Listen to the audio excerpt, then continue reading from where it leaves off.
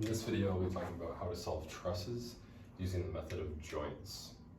So for the method of joints, it's the idea that you're solving for the force at every single joint or every single intersection of any type of beam you have along the way, and you're keeping track of forces in either tension or compression.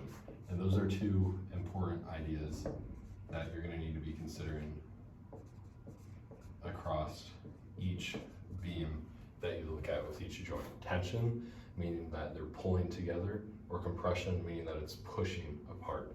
And when it's on a joint, if it has tension, that means it's pulling away from the joint, or if it's in compression, that means it's pushing.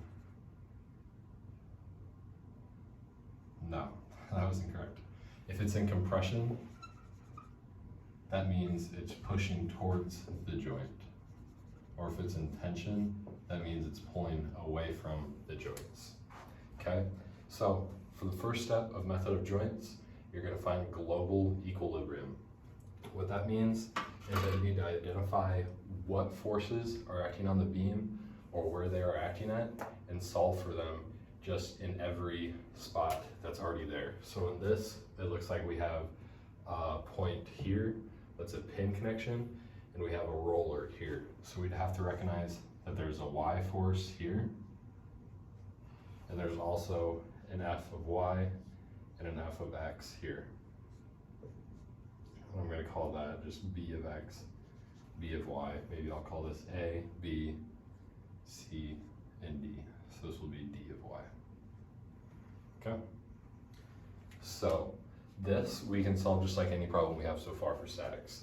We can find global equilibrium, so we can use either moments, F of Y, F of X, okay? So if I'm gonna solve this, just looking at moments, and let's do moments at B, because that will help me, okay? This, I forget to draw, is 4, 3, and 1, okay? So if I'm doing my moments at B, then first I'm going to start by finding where all my other moments are coming from, okay? So I'll have 5 going this way, which would be a positive moment, times 4. Start over here, I'm going to have 5 times 4. Going, that would be a negative, sorry.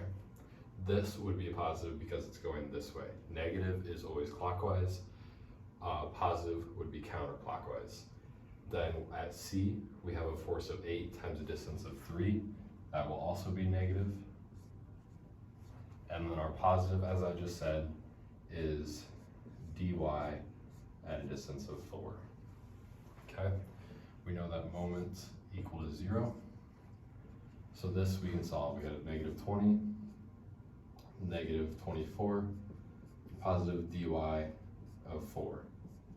That gives us dy is 11. So right here, erase this, draw 11 up. Okay? So that was for my moments. We can also do the forces in X and the forces in Y. Okay?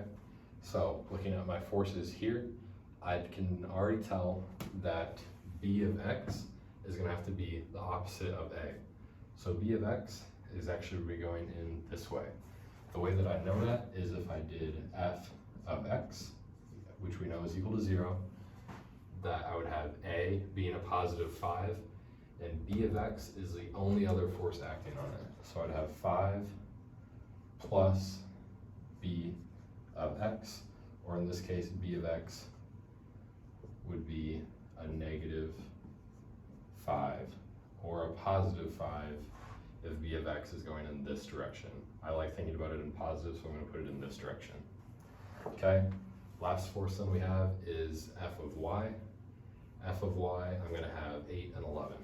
So F of Y equals 0, which is equal to 8, negative 8, positive 11, and B of Y. So negative 8, positive 11, and negative Y, otherwise Y equals negative 3. So Y is actually going to be going down as well, 3 in downward direction. Okay, so find global equilibrium That's what we just did, okay? We used our sum of our moments, sum of F in the X, sum of F in the Y to find our global equilibrium. That was just like any other statics problem so far. Okay, now we actually start with the method of joints. We're going to identify the very first joint that we want to begin with. Okay, something important to note about this.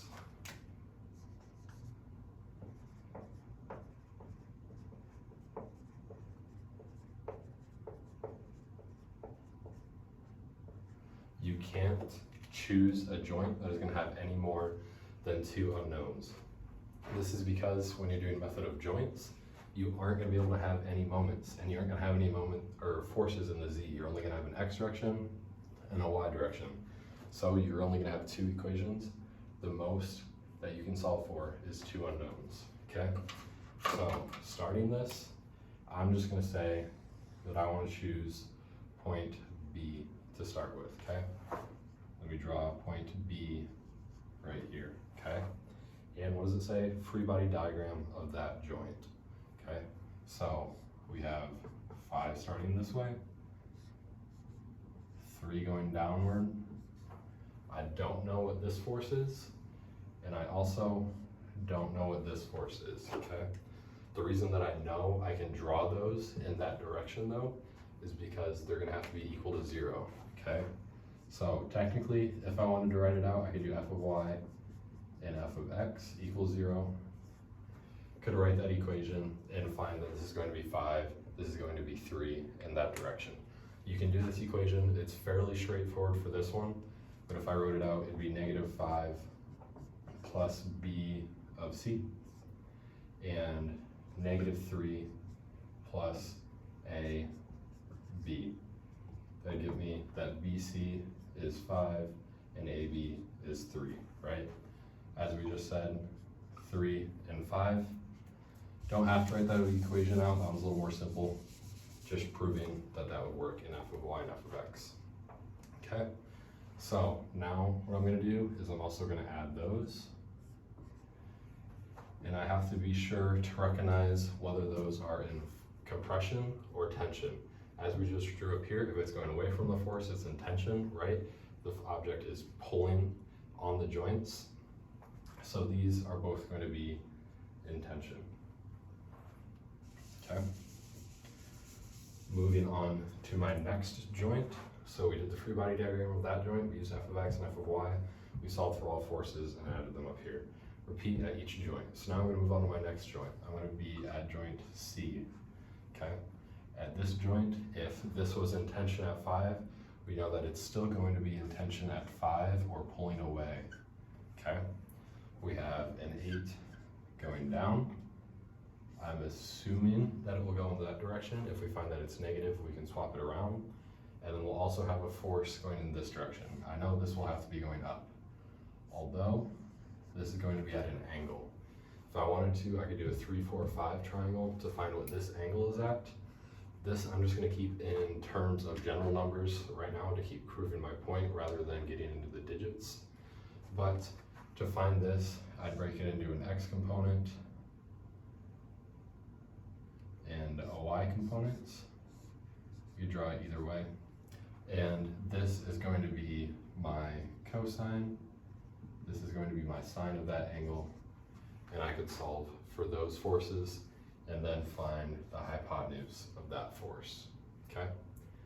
This one could also do the same thing. I'm gonna have to incorporate this part of the x into going over here, but this is going to be, if I show how the equation would work for this, I would have my f of y equals 0, which is equal to -8, plus this, right? I'm gonna have plus, what would that be? That would be equals cosine of this, and I'm going to have my angle right here for my 3, 4, 5 angle. Okay? I'd have my hypotenuse and my angle. Okay? This is going to be my from CA. Then for my sum of F in the X, I'm gonna have 0 is equal to -5 plus CD minus F of X of CA, okay? If I found those using trig, then I'll keep moving on with CD. I have these forces. This one should be going in this direction. I'm gonna find that once again, this is in tension, going in this direction. This is also in tension, going in this direction. Tension at 5 again, tension at 8, okay? That is how method of joints would work. If I wanted to solve for each joint, I would continue doing that on each joint. I would continue moving with tension or compression, finding and keeping track of that. If it's in tension, they're both pushing. If they're both in compression, they'd be going out, okay? I believe this one is the only line that is in tension or in compression, sorry, in this case. So that would look like this. That's the only part of that, otherwise tension would be continually pulling in from both sides. Okay, so method of joints, one last time, find global equilibrium. That's what we've been doing in statics so far. Find the forces and the moments, solving for our unknowns to begin with, okay? Then method of joints starts when we identify which joint we want to start first, no more than 2 unknowns, remember that part. Then we start with the free body diagram of a chosen joint, use f of x and f of y to solve for that joint, solve for all the forces, label them. Once they're all labeled, we can move on to the next joint that would be connected to that and do the same thing, free body diagram and solve for all forces, okay? Your method of joints is done when you have solved for the forces at each joint and you've labeled whether it's tension or compression at each joint.